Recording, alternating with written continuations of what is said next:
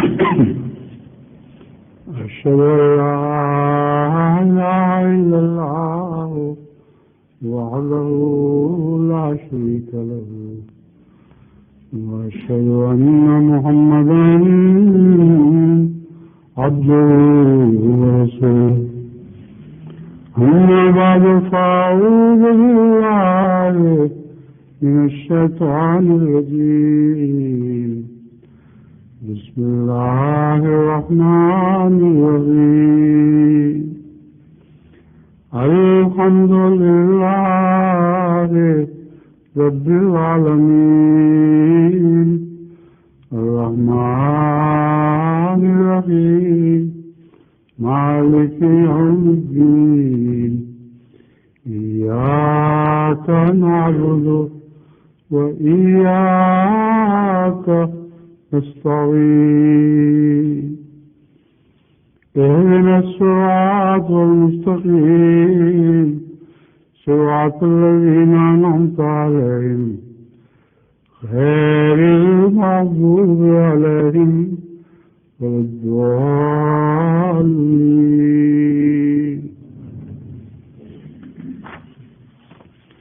يا أيها الذين آمنوا اجتنبوا كثيرا من الظن إن بعض الظن إثم ولا تجسسوا ولا يغتب بعضكم بعضا أيحب أحدكم أن يأكل اللحم أخيه ميتا فكرهتموه واتقوا الله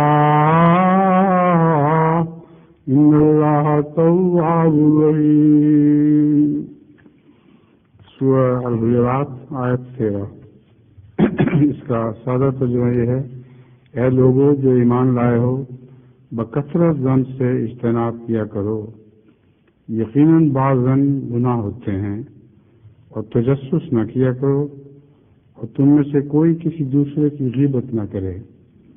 کیا تم میں سے کوئی یہ پسند کرتا ہے کہ اپنے مردہ بھائی کا گوشت کھائے؟ بس تم اس سے سخت کراہت کرتے ہو، اور اللہ کا تقوی اختیار کرو، یقیناً اللہ بہت توبہ قبول کرنے والا اور بار بار رحم کرنے والا ہے۔ بدظنی سے متعلق جو میں نے آیت تلاوت کی ہے، اس میں بدظنی اور غیبت دونوں سے بڑی سختی سے منع فرمایا گیا ہے۔ غیبت کے متعلق انشاءاللہ میں اگلے خطبے میں بیان کروں گا۔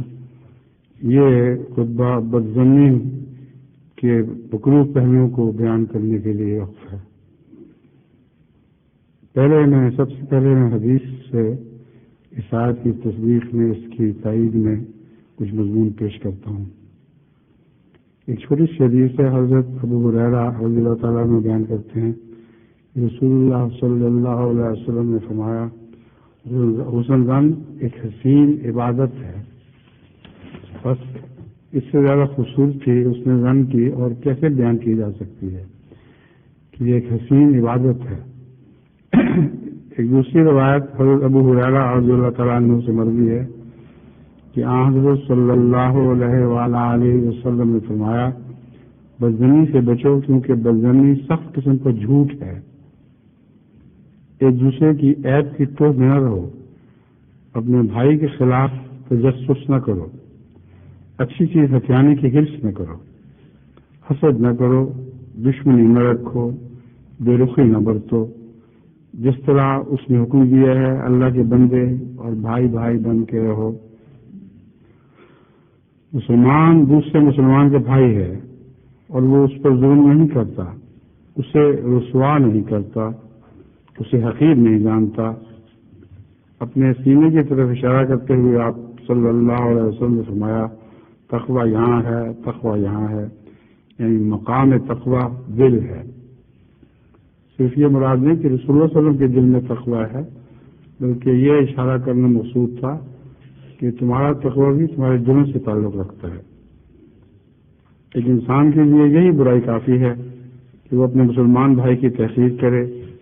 ہر مسلمان کی 3 چیزیں دوسرے مسلمان پر حرام ہیں: اس کا خون، اس کی آبرو اور اس کا مال۔ اللہ تعالیٰ تمہارے جسموں کی خوبصورتی کو نہیں دیکھتا اور نہ تمہاری صورتوں کو اور نہ تمہارے اموال کو، بلکہ اس کی نظر تمہارے دلوں پر ہے۔ اور ایک روایت میں ہے کہ حضور صلی اللہ علیہ وسلم نے فرمایا، ایک دوسرے سے حسد نہ کرو، اپنے بھائی کے خلاف جاسوسی نہ کرو، دوسروں کے عیبوں کی ٹوہ میں نہ رہو، ایک دوسرے کے سودے نہ بگاڑو، اللہ تعالیٰ کے مخلص بندے اور بھائی بھائی بن کر رہو۔ مومنین حضرت صفیہ رضی اللہ تعالیٰ عنہ بیان کرتی ہیں کہ حضور صلی اللہ علیہ وسلم اعتکاف میں تھے، میں آپ کو رات کے وقت ملنے کو آئی اور آپ سے باتیں کرتی رہی۔ جب میں گھر جانے کے لیے کھڑی ہوئی تو آپ بھی مجھے کچھ دور تک چھوڑنے کے لیے چل پڑے۔ راوی کہتا ہے کہ ان دنوں وہ اسامہ بن زید کے گھر میں رہ رہی تھی۔ انصار میں سے 2 آدمی گزرے، جب انہوں نے حضور صلی اللہ علیہ وسلم کو دیکھا تو تیز قدم ہو گئے۔ اس پر حضور صلی اللہ علیہ وسلم نے فرمایا، ذرا ٹھہرو، یہ صفیہ بنت حیی ہے رضی اللہ تعالیٰ عنہ۔ انہوں نے کہا، یا رسول اللہ، کیا آپ کے بارے میں ہم بدظنی کر سکتے ہیں؟ اس پر حضور صلی اللہ علیہ وسلم نے فرمایا، شیطانی خیالات انسان میں خون کے گردش کرنے کی طرح گردش کرتے ہیں۔ مجھے اس بات کا اندیشہ ہوا کہ کہیں آپ دونوں کے دل میں وہ کوئی بدظنی نہ پیدا کر دے، یا آپ نے فرمایا کہ کوئی شر نہ پیدا کر دے۔ اسی طرح مسند احمد بن حنبل میں ایک روایت حضرت جابر رضی اللہ تعالیٰ عنہ کی مروی ہے۔ وہ کہتے ہیں کہ میں نے نبی اکرم صلی اللہ علیہ وسلم سے آپ کی وصال سے 3 روز پہلے یہ سنا کہ تم میں سے ہر کوئی اس حال میں فوت ہو کہ وہ اللہ تعالیٰ کے بارے میں حسن ظن رکھتا ہو۔ اب یہ حدیث بہت ہی اہم ہے، حضور اکرم صلی اللہ علیہ وسلم کے وصال سے صرف 3 روز پہلے کی ہے، اور سب سے زیادہ مزداق تو آپ خود تھے کہ ہر کوئی اس حال میں فوت ہو کہ وہ اللہ کے بارے میں حسن ظن نہ رکھتا ہو۔ سب سے زیادہ حسن ظن اللہ تعالیٰ کے بارے میں تو خود حضرت محمد مصطفیٰ صلی اللہ علیہ وسلم کو تھا، اور جابر کو بھی آپ نے یہ نصیحت فرمائی کہ تم فوت نہ ہو جب تک اللہ کے بارے میں حسن ظن نہ رکھو۔ اب فوت ہونا تو انسان کے اپنے بس میں نہیں ہے، اسی وقت بھی موت آ جاتی ہے۔ قرآن کریم میں اللہ تعالیٰ فرماتا ہے، تم نہ مرو جب تک کہ تم مسلمان نہ ہو۔ تو مرنا تو ہمارے اختیار میں نہیں ہے، مسلمان ہونا ہمارے اختیار میں ہے۔ بس اس کا مطلب یہ بنتا ہے کہ ہر لمحہ جو زندگی کو گزارو وہ ایمان کی حالت میں اور اللہ تعالیٰ پر حسن ظن کی حالت میں گزارو۔ کسی لمحہ بھی موت آ سکتی ہے تو اللہ دے گا، لیکن حسن ظن کرنا تمہارا کام ہے۔ ایک اور حدیث میں اللہ تعالیٰ فرماتا ہے، انا عند ظن عبدی بھی، میں انسان کے ظن کے مطابق ہو جاتا ہوں۔ اگر مجھ کو حسن ظن نہیں کرے گا، میری بخشش پہ اعتبار کرے گا، تو میں بھی اسی کے مطابق اسے سلوک کروں گا۔ اگر وہ مجھ سے بےظنی رکھے گا، اور بےظنی کا تعلق صرف اللہ سے نہیں بلکہ بندوں سے بھی ہے، جو بندوں سے بےظنی رکھتا ہے وہ اللہ سے بھی بےظنی رکھتا ہے۔ بس فرمایا کہ جو بےظنی کرے گا میں بھی اس کے مطابق ہی اس کے ساتھ سلوک کروں گا۔ حمام بن منبہ ایک سلسلہ روایات بیان کرتے ہوئے کہتے ہیں کہ یہ وہ احادیث ہیں جو حضرت ابو ہریرہ رضی اللہ تعالیٰ عنہ نے ہمیں حضرت صلی اللہ علیہ وسلم کے واسطے سے بیان کی ہیں، اور حضور صلی اللہ علیہ وسلم نے فرمایا، اللہ عز و جل فرماتا ہے، میں اپنے بندہ سے اس کے گمان کے مطابق سلوک کرتا ہوں۔ یہ وہی حدیث ہے جو میں ابھی پڑھ چکا ہوں، انا عند ظن عبدی بی۔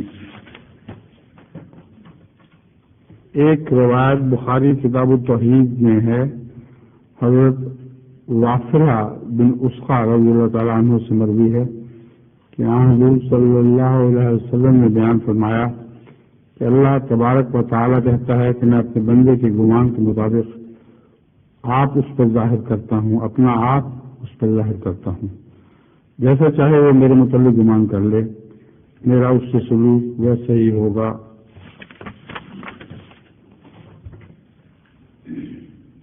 اب اس سلسلے میں حضرت مسیح موعود علیہ الصلوۃ والسلام کے چند حوالے میں آپ کے سامنے رکھ رہا ہوں۔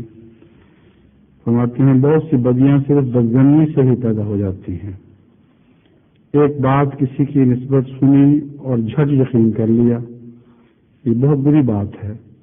جس بات کا قطعی علم اور یقین نہ ہو اس کو دل میں جگہ مت دو۔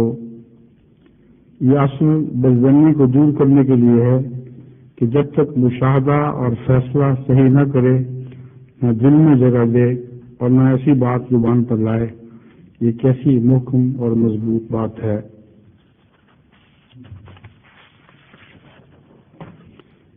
حضرت مسیح موعود علیہ الصلوۃ والسلام مزید فرماتے ہیں، میں دیکھتا ہوں کہ اس وقت اخلاقی حالت بہت ہی گری ہوئی ہے۔ اکثر لوگوں میں بدظنی کا مرض بڑا ہوا ہے۔ وہ اپنے بھائی سے نیک ظنی نہیں رکھتے اور ادنا سی بات پر اپنے دوسرے بھائی کی نسبت برے برے خیال کرنے لگ جاتے ہیں اور ایسے عیوب اس کی طرف منسوب کرنے لگتے ہیں کہ اگر وہی عیب اس کی طرف منسوب ہو تو اس کو سخت ناگوار معلوم ہو۔ اس لیے اول ضروری ہے کہ حتی الوسع اپنے بھائیوں پر بدظنی نہ کی جائے اور ہمیشہ نیک ظن رکھا جائے، کیونکہ اس سے محبت بڑھتی ہے اور انس پیدا ہوتا ہے اور آپس میں قوت پیدا ہوتی ہے۔ آپس میں قوت پیدا ہوتی ہے کا مطلب ہے کہ بھائی سے ملتے ہیں تو ایک جماعت بن جاتے ہیں، اور کندھے ملا کے کھڑے ہونے میں بھی یہی حکمت ہے۔ یہ جو ارشاد ہے کہ آپس میں کندھے ملا کے جماعت میں کھڑا ہو، اس میں بھی یہی حکمت پوشیدہ ہے کہ ایک بنیانی محسوس کی طرح ہو جاؤ۔ تو حضرت مسیح علیہ الصلوۃ والسلام فرماتے ہیں کہ اس سے محبت بڑھتی ہے اور آپس میں قوت پیدا ہوتی ہے، تم ایک دوسرے کو مضبوط کر رہے ہوتے ہو، اور اس کے باعث انسان بعض دوسرے عیوب مثلا کینہ، بغض، حسد وغیرہ سے بچا رہتا ہے۔ پھر آپ فرماتے ہیں میں سچ کہتا ہوں کہ بدظنی بہت ہی بری بلا ہے جو انسان کے ایمان کو تباہ کر دیتی ہے اور صدق اور راستے سے دور پھینک دیتی ہے اور دوستوں کو دشمن بنا دیتی ہے۔ اکثر جو دشمنوں کے متعلق مجھے اطلاعیں ملتی ہیں وہ بدظنی پر مبنی ہوتی ہیں۔ بہو ساس پر بدظنی کر رہی ہے، ساس بہو پر بدظنی کر رہی ہے، اور بعض خود اپنے بچوں پر بدظنی کر رہے ہوتے ہیں، بچے ماں باپ پر بدظنی کر رہے ہوتے ہیں۔ تو سارا معاشرہ پھٹ جاتا ہے اگر بدظنی کو رواج دیا جائے۔ تو ایک جماعت ہونے کے لیے، ایک مٹھی کی طرح ایک ہو جانے کے لیے ضروری ہے کہ آپ بدظنی سے کلیتاً پرہیز کریں۔ بدظنی کا مطلب کیا ہے آخر؟ ایک چیز جو مشاہدہ کی جائے، اپنی آنکھوں سے دیکھی جائے، اس کے اوپر انسان کو یقین ہوتا ہے، مگر بعض دفعہ ایسے حالات بھی ہوتے ہیں کہ اس یقین کے بدلے میں انسان ایک گناہ میں مبتلا ہو جاتا ہے۔ بظاہر وہ ایک بات دیکھ رہا ہے لیکن در حقیقت وہ اور طرح ہوتی ہے۔ ایک حضرت مسیح موعود علیہ الصلوۃ والسلام نے ایک واقعہ لکھا ہے کہ ایک دفعہ ایک انسان دریا کے پاس سے گزر رہا تھا۔ اس نے دیکھا کہ ایک آدمی ایک عورت کے ساتھ بیٹھا ہوا ہے اور اس کے ہاتھ میں بوتل پکڑی ہوئی ہے اور وہ کچھ پی رہا ہے۔ یہ مشاہدہ تھا۔ بدظنی یہ کی کہ اس نے سمجھا کہ یہ اس کی محبوبہ ہے اور بوتل میں شراب ہے۔ اب یہ کہہ کے، یہ سمجھ کر وہ آگے گزر گیا۔ اب مشاہدہ تو وہی رہے گا لیکن ظن کا فرق پڑ جاتا ہے۔ چنانچہ اس نے بدظنی کر کے یہی سمجھ لیا کہ بس اب یہ گندا اور بیکار آدمی ہے۔ اسی وقت بہت زور سے طوفان آیا اور اتفاق یہ ہوا کہ وہ دونوں ایک ہی، وہ جس کو محبوبہ سمجھ رہا تھا وہ اور یہ شخص ایک ہی کشتی میں سوار ہوئے۔ بہت سخت طوفان آیا اور خطرہ یہ ہوا کہ کشتی کسی وقت بھی ڈوبی کی ڈوبی۔ اتنے میں اس نے ملاح نے اعلان کر دیا کہ اب میں کچھ نہیں کر سکتا. اس میں سے بہت سے آدمی ڈوبنے لگے.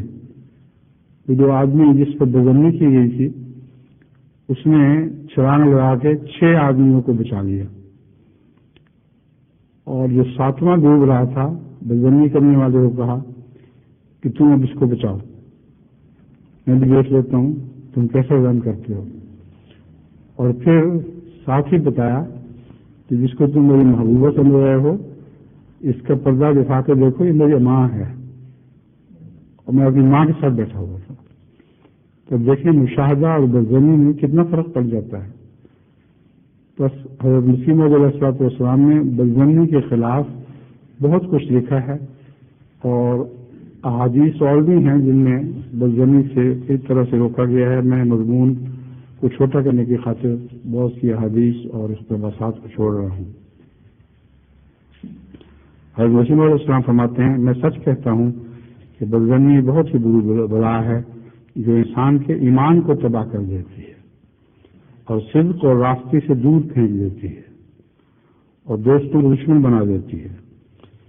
صدیقوں کو کمال حاصل کرنے کے لیے ضروری ہے کہ انسان بدظنی سے بہت ہی بچے، اور اگر کسی کی نسبت کوئی سوء ظن پیدا ہو تو کثرت کے ساتھ استغفار کرے اور خدا تعالیٰ سے دعائیں کرے تاکہ اس معصیت اور اس کے برے نتیجے سے بچ جائے جو اس بدظنی کے پیچھے آنے والا ہے. معصیت اور اس کے برے نتیجے سے بچ جائے جو اس بدظنی کے پیچھے آنے والا ہے.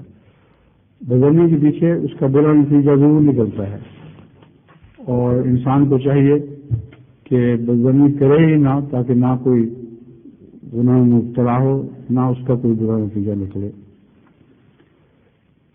ساری عزتیں اللہ کے ہاتھ میں ہیں.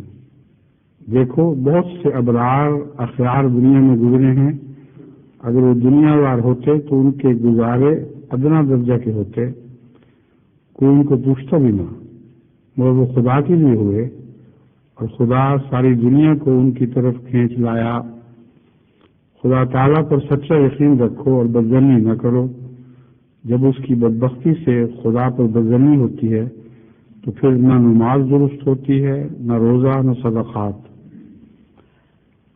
اب یہ دیکھ لیں کہ ایک بدظنی کے نتیجے میں بظاہر انسان روز نمازیں پڑھتا ہے، روزے رکھتا ہے، زکوٰۃ دیتا ہے، سب چیزیں ضائع چلی جاتی ہیں، لیکن وہ بدظن ہے.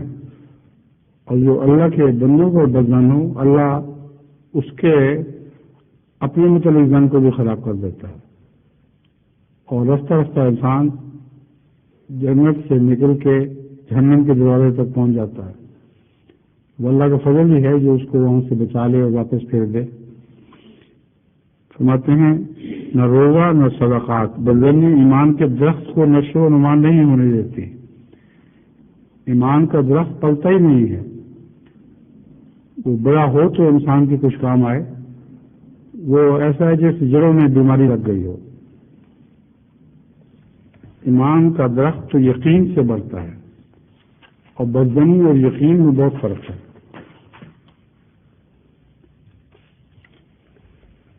بدظنی کر کے یقین کو پھیلانا بھی رسول اللہ صلی اللہ علیہ وسلم نے منع فرمایا ہے اور اسے غیبت قرار دیا ہے. ایک دوست نے یہ خط لکھا اور کہا کہ غیبت کے خلاف خطبہ دیں، کیونکہ لوگ غیبت کرتے ہیں اور آپ کے خلاف بھی باتیں کرتے ہیں. اگر آپ خطبہ دیں گے اور پھر اس شخص نے جس نے مجھ سے خلاف باتیں کی ہیں وہ اس نے توبہ نہ کی اور بعد میں آیا، پھر میں اس کا نام لکھوں گا. تو اگلے خطبے میں غیبت کی بات ہوگی، مگر غیبت کے متعلق اتنا بتا دیتا ہوں کہ اس نے خود بھی تو غیبت کی ہے. مجھے کہہ رہا ہے غیبت کے خلاف خطبہ دے، اور آپ ایک شخص کے خلاف غیبت کر رہا ہے. اس کو چاہیے تھا کہ اس شخص کو نقل بھیجتا میرے خط کی، یا اس کو مخاطب کر کے خط لکھتا، اس کی نقل مجھے بھیجتا. کہتا کہ تم نے یہ غیبت کی ہے اور میں تمہیں سمجھا رہا ہوں کہ یہ بہت بری بات ہے، اور تمہیں بتا کے اب میں یہ حضرت مسیح سے سامنے معاملہ پیش کر رہا ہوں. تو بہت ہی احتیاطوں کی ضرورت ہے. بدظنی سے بھی بچیں، غیبت سے بھی بچیں. اور آئندہ جمعے کو انشاءاللہ میں غیبت کی طرف زیادہ تفصیل سے روشنی ڈالوں گا. آخر پر حضرت مسیح موعود علیہ السلام کا ایک اقتباس میں آپ کے سامنے رکھتا ہوں. فرماتے ہیں شر بدظنی سے پیدا ہوتا ہے. قرآن شریف کو اول سے آخر تک پڑھنے سے یہی معلوم ہوتا ہے کہ اللہ تعالیٰ سے بدظنی مت کرو، اللہ تعالیٰ کا ساتھ نہ چھوڑو، اسی سے مدد مانگو. اللہ تعالیٰ ہر میدان میں مومن کی مدد کرتا ہے اور کہتا ہے کہ میں میدان میں تیرے ساتھ ہوں، اور وہ اس کے لیے ایک فرقان پیدا کرتا ہے، اور اس کے وعدوں پر بھروسہ نہیں کرتا، وہ بدظنی کرتا ہے. ہر میدان میں مومن کی مدد کرتا ہے اور کہتا ہے کہ میں میدان میں تیرے ساتھ ہوں، وہ اس کے لیے ایک فرقان پیدا کرتا ہے. یہ ایک فکر ختم ہوا. اگلا یہ ہے جو اس کے وعدوں پر بھروسہ نہیں کرتا، جو اللہ کے وعدوں پر بھروسہ نہیں کرتا، وہ بدظنی کرتا ہے، وہ اس کی طرف رجوع کرتا ہے جو اللہ تعالیٰ سے بدظنی کرتا ہے. اب یہ فکر ذرا وضاحت طلب ہے، ورنہ اس کے سنتے وقت شاید غلط نہ سمجھیں. وہ اس کی طرف رجوع کرتا ہے جو اللہ تعالیٰ سے بدظنی کرتا ہے. جو اللہ سے بدظنی کرتا ہے وہ اللہ سے بدظنی کرنے والوں کی طرف رجوع کرتا ہے. کنز ہم جنس با ہم جنس پرواز، جس قسم کے لوگ ہوں وہ اسی قسم کے اکٹھے ہو جاتے ہیں. اب آپ یہ نوٹ کریں گے جماعت میں بھی منافق اور بدظنی کرنے والے ایک گروہ ہو جاتے ہیں، اور ایک کو جان لو تو دوسرے کو پہچان لو گے. تو اس لحاظ سے جو بدظنی کرتا ہے، اس کے مطابق سے ہم یہ فرما رہے ہیں، وہ اسی کی طرف رجوع کرتا ہے جو اللہ تعالیٰ سے بددیانتی اور بدظنی سے پیش آتا ہے. مجبور ہوتا ہے کہ اپنے لیے کوئی دوسرا معبود بنائے اور شرک میں مبتلا ہو جاتا ہے. اب اس سے زیادہ بدظنی کا برا نتیجہ اور کیا کرا جا سکتا ہے؟ اس کے نتیجے میں انسان شرک میں مبتلا ہو جاتا ہے. جب انسان اس بات کو سمجھتا ہے کہ خدا کریم و رحیم ہے اور اس بات پر ایمان صدق کے دل سے لاتا ہے کہ اس کے وعدے ٹلنے کے نہیں، تو وہ اس پر جان فدا کرتا ہے اور در پردہ خدا تعالیٰ سے عشق رکھتا ہے. در پردہ خدا تعالیٰ سے عشق رکھتا ہے. یہ بہت ہی اہم نقطہ ہے جو حضرت مسیح موعود علیہ السلام نے بیان فرمایا ہے. اللہ تعالیٰ اپنے بندے کے عشق کو تبھی قبول کرتا ہے جب وہ در پردہ ہو، لوگوں کے دکھاوے کے لیے نہ ہو. جو عشق دکھایا جائے اس کو عشق نہیں کہا جاتا، اس کو دکھاوا کہتے ہیں. تو اللہ تعالیٰ کے پاک بندے ہمیشہ در پردہ عشق کرتے ہیں، لیکن جب خدا ان کو مثال بنا کر دوسروں پر ان کی مثال ظاہر کرنا چاہے تو اللہ تعالیٰ اس عشق سے پردہ اٹھاتا ہے. اور وہ ستار بھی عجیب ہے، برائیوں پر پردے رکھتا ہے لیکن اپنے پیارے بندوں کے عشق سے خود ہی پردہ اٹھاتا ہے. حضرت صلی اللہ علیہ وسلم کے متعلق ہم جو جانتے ہیں کہ کس قدر عشق تھا، وہ ان حدیثوں سے جانتے ہیں جن حدیثوں میں حضرت صلی اللہ علیہ وسلم نے اپنا ذکر کرتے ہوئے بظاہر غیر کا ذکر کیا ہے. فرمایا خدا کا ایک بندہ یہ ایسا تھا، خدا کا ایک بندہ ایسا تھا، اس طرح اللہ سے عشق کرتا تھا، اس طرح اس کو اللہ سے محبت تھی. اب یہ جو رسول اللہ صلی اللہ علیہ وسلم کا اظہار ہے، یہ دنیا نوع کے انسان کے دل میں خدا تعالیٰ کی محبت پیدا کرنے کی خاطر مجبوراً کیا گیا ہے اور اللہ کے حکم سے کیا گیا ہے. اور حقیقت میں جس کو اللہ تعالیٰ سے محبت ہو وہ درپردہ ہی ہوتی ہے. ہر محبت ہی درپردہ ہوتی ہے. کون چاہتا ہے کہ میری محبت کے جھرگوڑے پیٹے جائیں؟ بس اللہ تعالیٰ سے محبت کو بھی درپردہ رکھو. خدا تعالیٰ نے چاہا اور جس حد تک چاہا وہ آپ کی محبت کو دنیا پر روشن کر دے گا، مگر آپ کے دکھاوے کے لیے نہیں، اس وجہ سے کہ تاکہ دوسرے لوگ بھی آپ کو دیکھ کر اللہ تعالیٰ سے محبت کریں. پھر فرماتے ہیں وہ اللہ پر جان فدا کرتا ہے اور در پردہ خدا تعالیٰ سے عشق رکھتا ہے، اور ایسا انسان خدا تعالیٰ کا چہرہ اسی دنیا میں دیکھ لیتا ہے۔ خدا تعالیٰ کا چہرہ اس دنیا میں کیسے دیکھ لیتا ہے؟ خدا تعالیٰ کا چہرہ تو کوئی چہرہ ایسا نہیں ہے جو کسی وقت اسی دنیا میں یا اس دنیا میں دکھائی دے۔ اس دنیا میں اس کی صفات کے تصور سے وہ چہرہ ظاہر ہوتا ہے۔ جتنا اس کی صفات پر یقین کامل ہو اسی قدر آپ خدا کے چہرے کو دیکھتے ہیں۔ اب سورہ فاتحہ پڑھیں، اس میں جو جو خدا تعالیٰ کی صفات بیان فرمائی گئی ہیں ان پر غور کریں تو آپ کو خدا کا چہرہ دکھائی دے گا۔ لیکن یہ صفات کا چہرہ ہے، مرنے کے بعد یہ صفات اور زیادہ قریب سے دیکھی جائیں گی، اور اسی لیے اللہ تعالیٰ فرماتا ہے کہ مرنے کے بعد 4 کی بجائے 8 فرشتے خدا کے عرش کو اٹھائے ہوں گے۔ ایک لمبا تفصیلی مضمون ہے، مگر مفہوم یہی ہے کہ قیامت کے دن بعد اللہ تعالیٰ کی رویت جو ہے وہ روحانی طور پر زیادہ قریب کی صفات میں دکھائی دے گی، جیسے آپ اس کے قریب ہو گئے ہیں۔ تو اس لیے اللہ تعالیٰ کے وعدے تو ٹلتے نہیں، وہ تو جو چاہتا ہے وہی کرتا ہے، مگر خدا تعالیٰ اس کو اس دنیا میں اپنا چہرہ دکھلا دیتا ہے۔ اس کی صفات اس کے حق میں ظاہر ہونے لگ جاتی ہیں، اس کی دعائیں قبول ہونے لگ جاتی ہیں، اس میں وہ صفات پیدا ہو جاتی ہیں جو اللہ سے پیار کرنے والوں کے دل میں پیدا ہوتی ہیں۔ نور خدا منہ کے رس سے ولیہ نشانی، مسلم علیہ صاحب فرما رہے ہیں کہ ان کا نور خدا ان کے چہروں پر برستا ہے، یہ ان کی نشانی ہے۔ پھر فرماتے ہیں اس پر اپنے انعامات نازل فرماتا ہے۔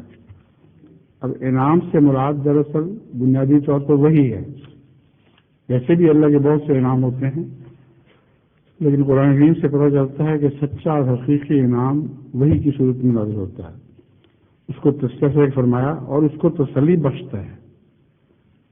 جب تسلی بخشتا ہے تو دراصل یہ وحی کے ذریعے بخشتا ہے اور محبت اور وفا کا چہرہ دکھاتا ہے، لیکن بے وفا غدار ہمیشہ معلوم رہتا ہے۔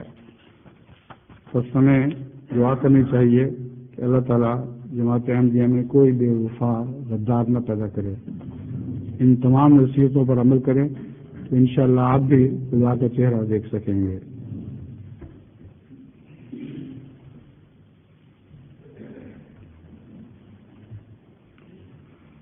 الحمدللہ نحمدہ ونستعینہ ونستغفرہ ونؤمن بہ ونتوکل علیہ ونعوذ باللہ من شرور انفسنا ومن سیئات اعمالنا من یہدہ اللہ فلا مضل له ومن یضلل فلا ہادی له ونشهد ان لا اله الا الله وحده لا شريك له ونشهد ان محمدا